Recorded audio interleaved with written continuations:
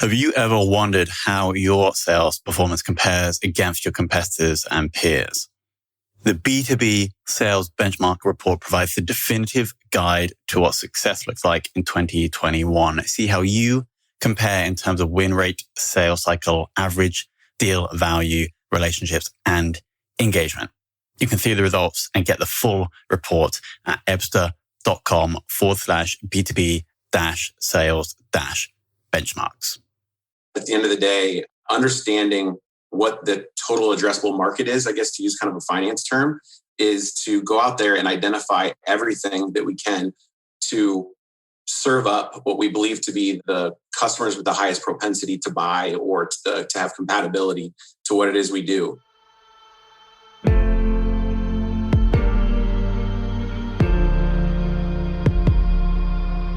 This is Sales Ops Demystified, the number one most downloaded podcast in sales operations. We invite the brightest minds in sales ops onto the show to deconstruct the what, why, and how behind rep productivity, forecasting, metrics, and all things revenue.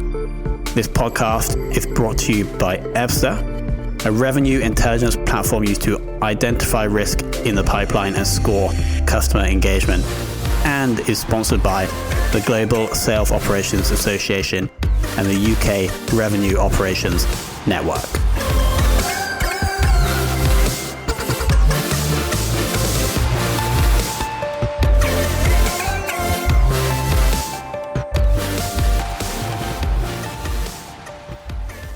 Hello, and welcome to another very special episode of the Sales Ops Demystified podcast. Today, we're joined by Will Brown, who is the Director of Sales Operations at Loadsmart. Will, welcome to the show. Thank you. Happy to be here.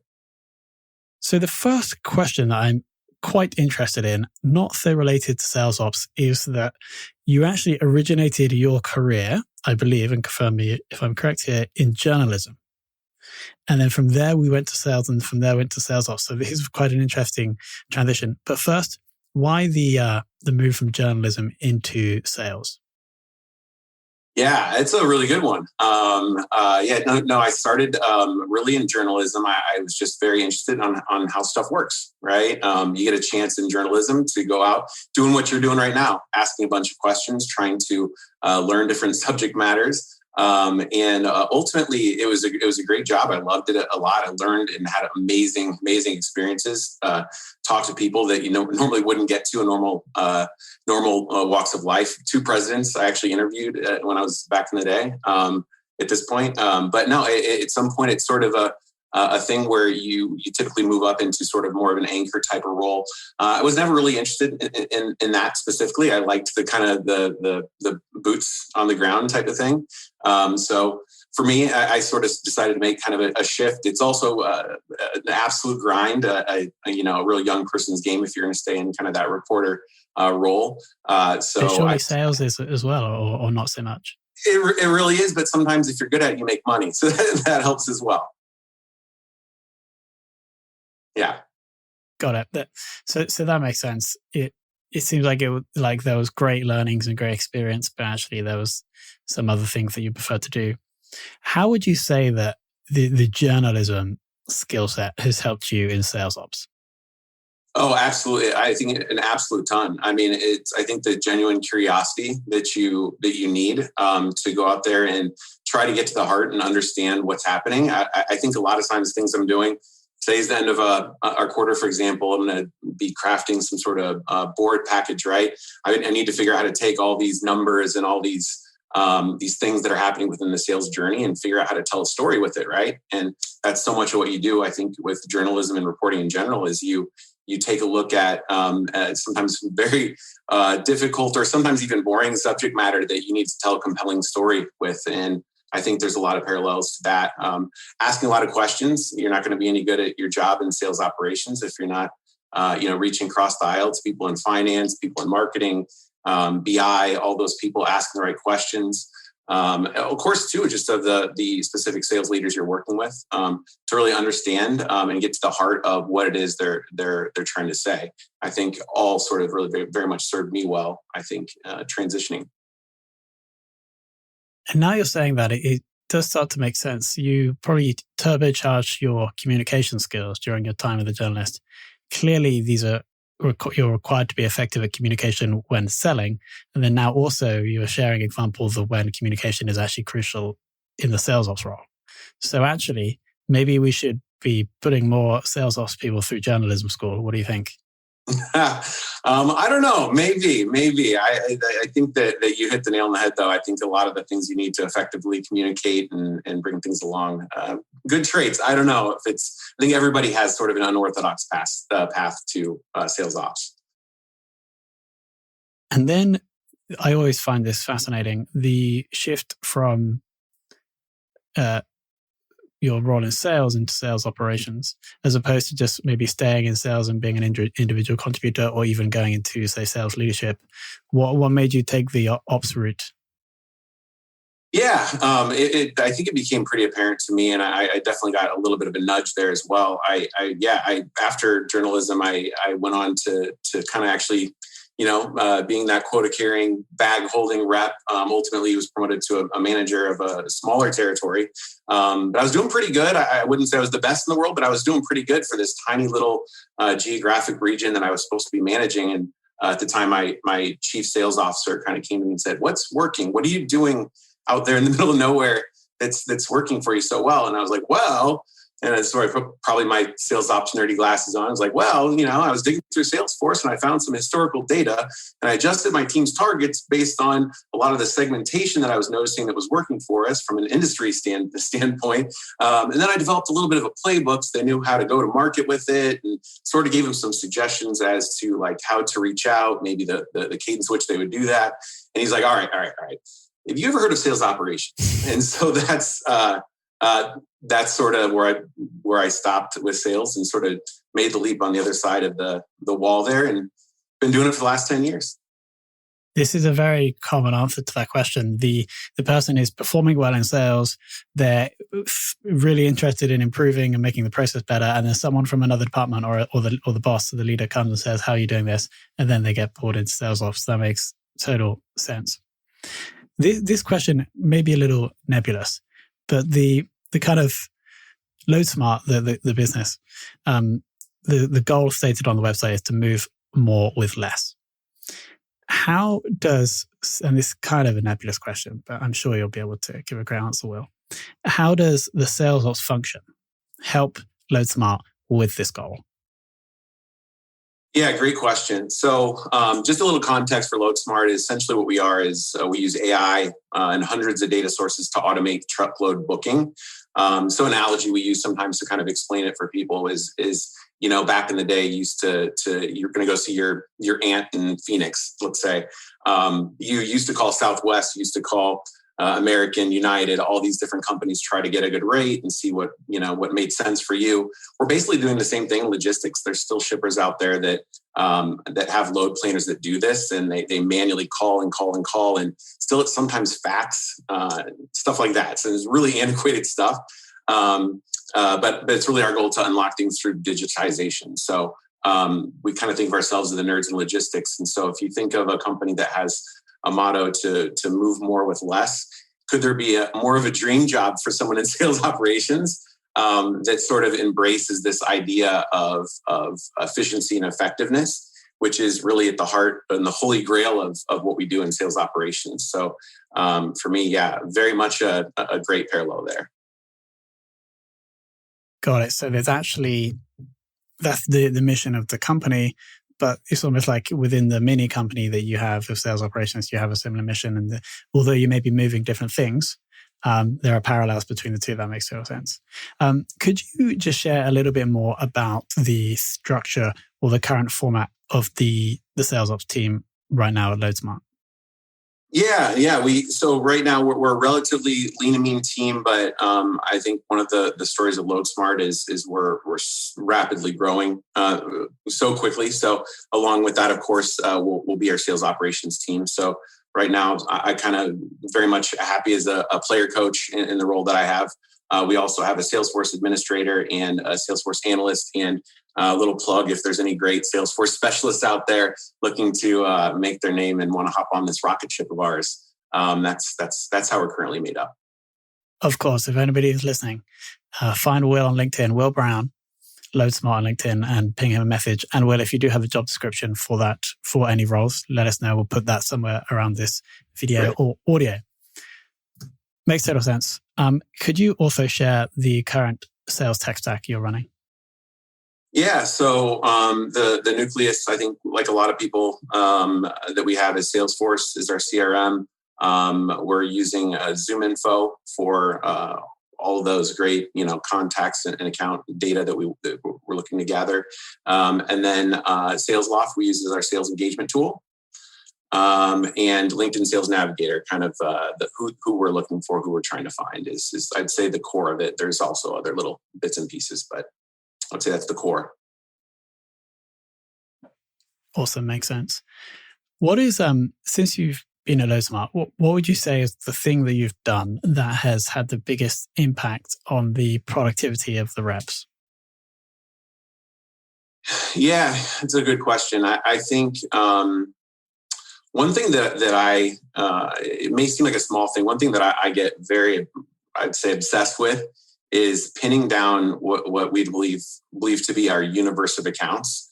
So we really strive to be like a good customer to buy from, a good organization to sell for. But at the end of the day, understanding what the total addressable market is, I guess to use kind of a finance term, is to go out there and identify everything that we can to serve up what we believe to be the customers with the highest propensity to buy or to have compatibility to what it is we do. My goal is that every sales calorie is spent at pursuing customers that we think that make a ton of sense. I mean, there's a lot of ways to do this. A lot of little things we sort of massage into the process. Obviously, we look at segmentation, things like annual revenue, full truckload spend, understanding their industry even a little deeper. A lot of times I dig into not just industry, but like NAICS codes, the North American Industry Classification System, to really dig deep to see like what are industries that make sense for us to sell through to, but also on the other side of our business, what is easy for them to work with, so that customer experience, that customer journey is not just a customer bringing in that we think makes sense for us, but also on the back end is someone that we think that we can provide great customer service with, which ultimately has a ton of great benefits to it. So I would say like really weaponizing my sales team with the right contact lists. It's pretty simple, but I think there's a lot that goes into it, and a lot more of a secret sauce that I probably couldn't share here. But yeah, I would say that's probably one of the things I'm the most proud of. It's an ongoing process to kind of serve them up exactly what they need. So every call has a higher chance of connecting. Every account that they talk to is more than likely not going to say, no, we don't do that. There's two concepts you brought up in the answer that I really like. The first is weaponizing the sales team. I think that maybe the title is this episode. I think that's a lovely analogy. The second one was burning sales calories. And this is super interesting. So what you're essentially saying here is that the sales team have a finite amount of energy or calories, and it's your role, the sales ops, to ensure that they're spent most effectively. Yeah, absolutely spot on. I think that it's not just kind of establishing that universe of accounts that I'd mentioned, but it's also constantly being obsessed with qualifying things in, not just taking things from marketing that come in, but also us in sales ops, striving for more and more of what makes sense to add to this universe, and then building the sales team to really help us disqualify things out. We're not going to be perfect. I kind of call it sales operations qualified accounts. That we've gone in and really tried to put as much science to it as possible. So exactly as I was kind of explaining, yeah, it's at every moment they're spending is working on something we think is going to intrinsically bring value back through the entire life, through the sale, through the entire customer satisfaction end of things. And so, yeah, absolutely right. There's a lot that goes into it. And I think you can, I think their participation is huge too, as we identify. We're not always right on some of those things. They do a great job of removing things from that universe as well. So they're always working on this, again, total addressable market. We think of these are all the customers that we'd love to have. That was really, really helpful. So you essentially added an extra stage into that sort of process where you do have an actual sales ops qualified. Yeah.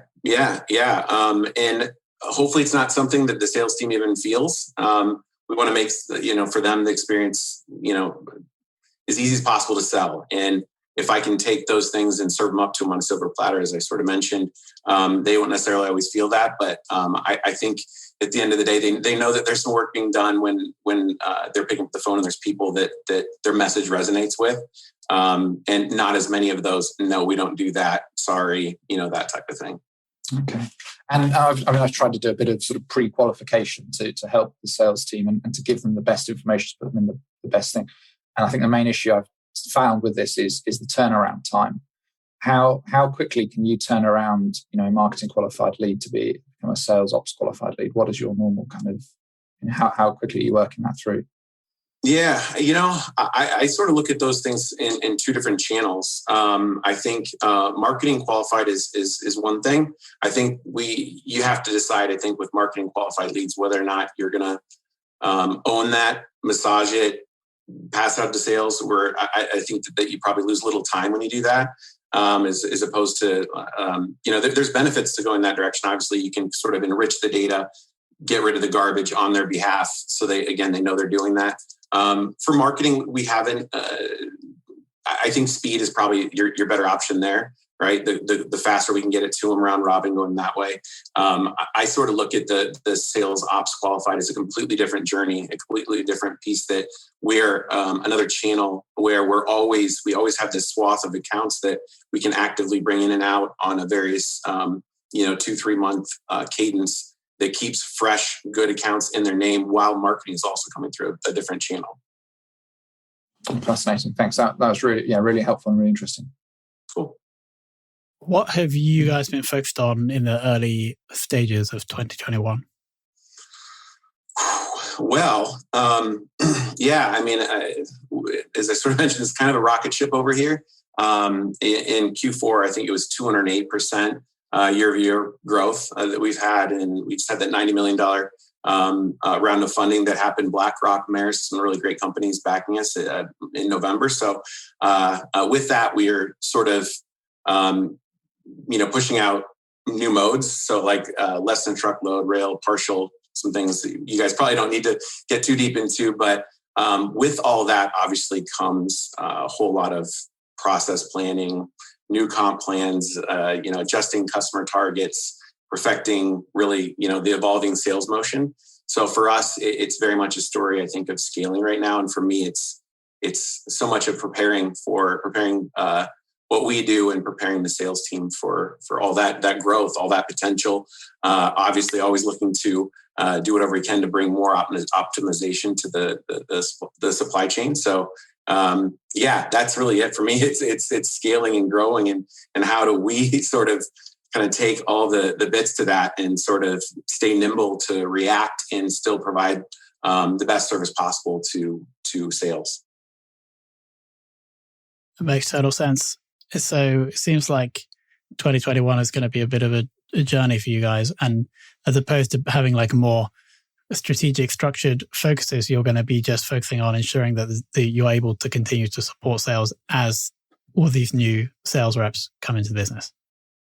Yeah, I think that's true. We do have some very strategic plans and some different things that we're going to be doing to continue to grow what we're doing in our brand in general. And I think specializing our sales team in different areas a little bit more, making it a little bit more of, I would say, a sales assembly line, if you will. So with that, being able to dig in deeper into very specific metrics based on each, I would say, the cogs of that assembly line.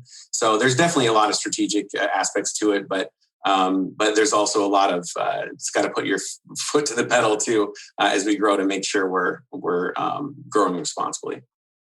Exactly. Final question: who in the world of sales ops would you most like to take for lunch? Oh man. It's a toughie. You know what would be really interesting is was it back in the 70s? Was it J. Patrick Kelly, I think was his name, was the first, sort of credited as the first leader of sales operations. Curious, that's 30, 40 years ago, something like that. I've seen a ton in my career, last 10, 12, 13 years, whatever it's been. Tons of change. And I can't imagine what it would be like to be in the first person in that role, and how it's changed over time. So that'd be a pretty cool person, I guess. This is the first time I've heard of this person. Do you know which company he worked or works for? Xerox. It was Xerox back in the day. It's good to be a historian of what I'm doing, I guess, a little bit. Yeah, but Xerox really started back in the 70s. And I think they initially sort of called sales ops as all the nasty number things that you don't want to do, but it makes a great sales force. And so I think there's been a ton of evolution since then. But I'm sure this guy would have great perspective. We are going to have to try and find him and bring him on the show, obviously. There you go. This is a great recommendation. Thank you, Will. Amazing. Will, thank you. Thank you so much for your time and coming on and sharing everything that's going on at Loadsmart.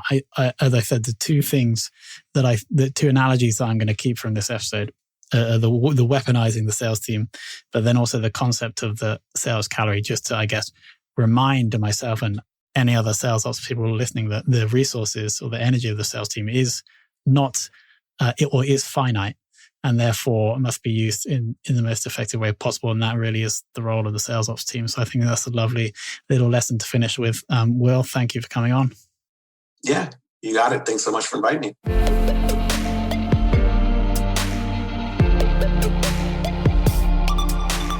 Thank you for listening to this episode of the Sales Ops Demystified podcast. If you are listening on a podcast listening application, then please subscribe, rate, and review. And if you have any questions about the show, if you know a guest, or if you have any questions about sales operations, just hit me up at tomhunt@ebster.com. That's tomhunt@ebster.com.